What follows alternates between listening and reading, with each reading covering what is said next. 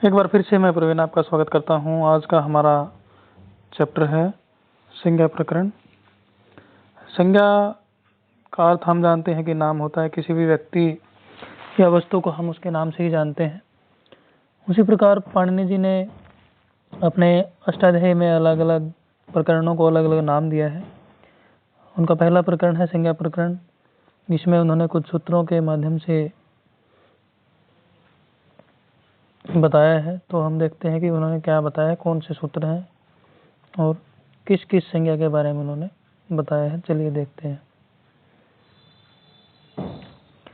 पहला हमारा सूत्र है इत संज्ञा सूत्र, जिसका नाम है हलन्त्यम। ये हलन्त्यम जो है इस सूत्र की संज्ञा है।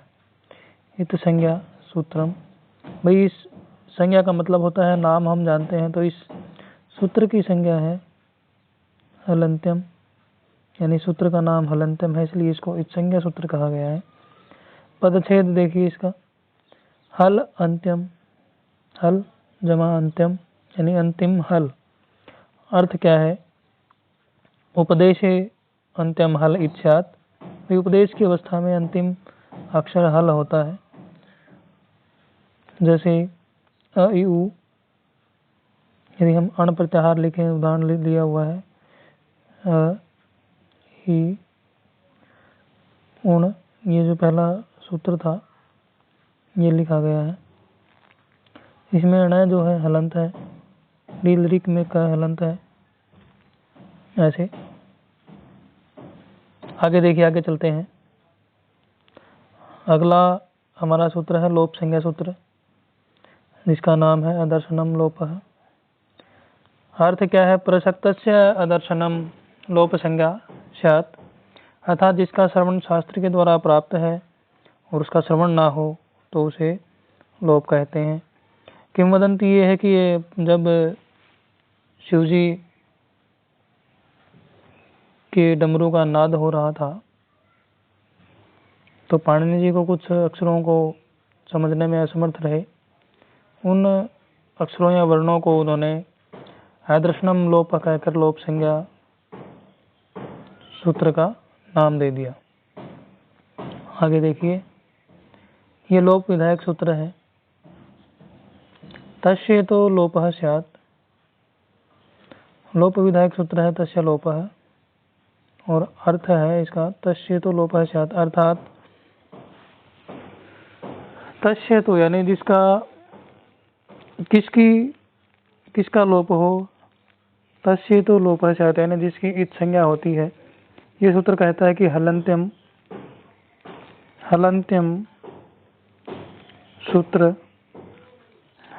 सूत्र जिस वर्ण की इत संज्ञा करता है उसका लोप इस सूत्र के द्वारा होगा। जैसे अण प्रत्याहार में अ इ उ वर्णों को लिखा जाता है, अण की इत संज्ञा हो जाती है तो उसका तस्य लोपः से लोप हो जाता है। आगे चलते हैं। अगला हमारा सूत्र है प्रत्याहार विधायक सूत्र, प्रत्याहार संज्ञा सूत्र। प्रत्याहारों का निर्माण किस प्रकार होता है? ये सूत्र है आदिरंतेन सहिता।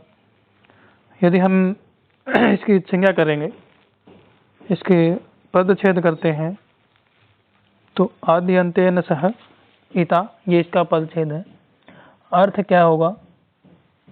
अर्थ होगा अंत्येन इता सहित आदिर मध्य का नाम इत संज्ञा स्यात्।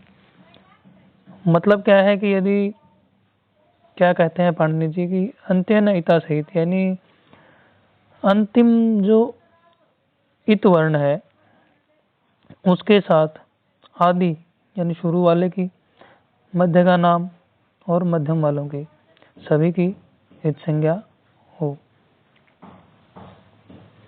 यानी ये कहता है कि यदि जैसे अण प्रत्याहार है, उदाहरण लिया गया है अण प्रत्याहार, यदि ये पूछे कि अण प्रत्याहार किन वर्णों की इत संज्ञा है तो हम लिखेंगे अ इ उ, इन सभी वर्णों की इत संज्ञा कौन है? अण प्रत्याहार। आगे चलते हैं। अब प्रत्याहार निरूपण करते हैं। पाणिनि जी ने जो है प्रत्याहारों का निरूपण किस प्रकार किया है, क्या बताया है प्रत्याहार के विषय में। जैसे कि हम जानते हैं प्रत्याहार का मतलब होता है किसी भी बात को संक्षिप्त रूप में कहना, छोटे रूप में कहना। जैसे हम कई वर्ण लिखते हैं, जैसे हम सूत्र लिखते हैं अ ई ण री लिक, इस प्रकार के हम सूत्र लिखते हैं, तो ये ज़्यादा लंबे हो जाते हैं। यदि हम अक प्रत्याहार लिखें तो अक प्रत्याहार में हमें इतने वर्ण लिखने की ज़रूरत ना पड़े। यदि हमारे पास ये सारे वर्ण आ जाएं कि अ ई री उ री ये किस प्रत्याहार के वर्ण हैं, तो हम एक ही अक्षर लिखेंगे अक प्रत्याहार।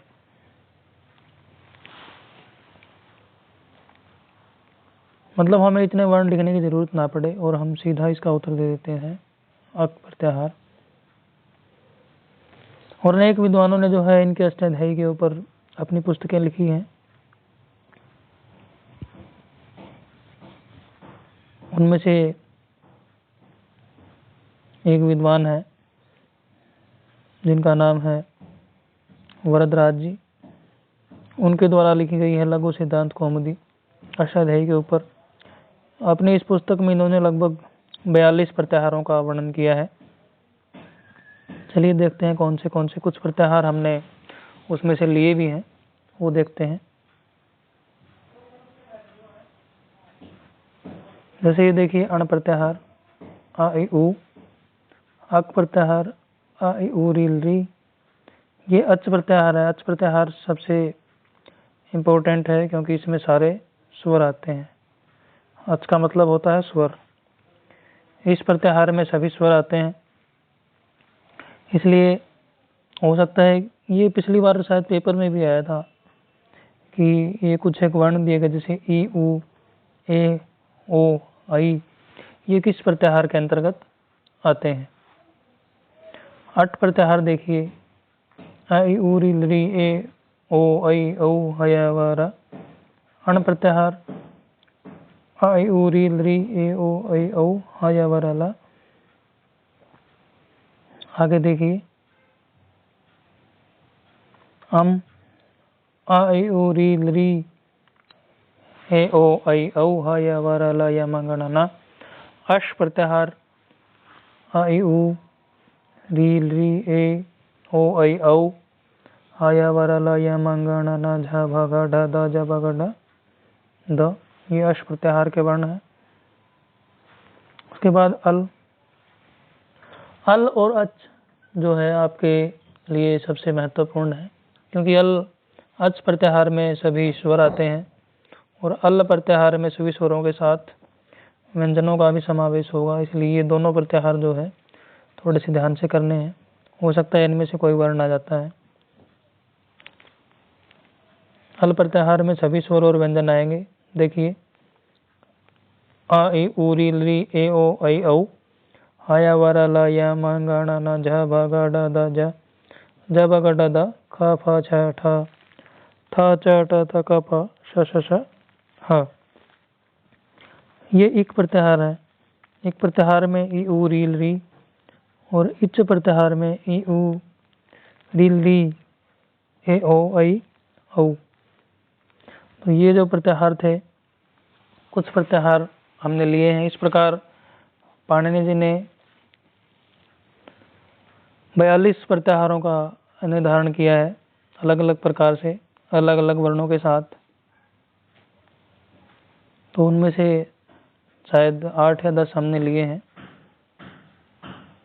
जो कि किसी भी पेपर में आपको देखने को मिल सकते हैं। टीजीटी, पीजीटी या फिर नेट वाले में भी आपको देखने को मिल सकते हैं।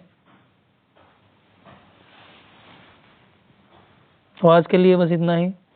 कल फिर किसी टॉपिक के साथ हाजिर होंगे। नमस्कार।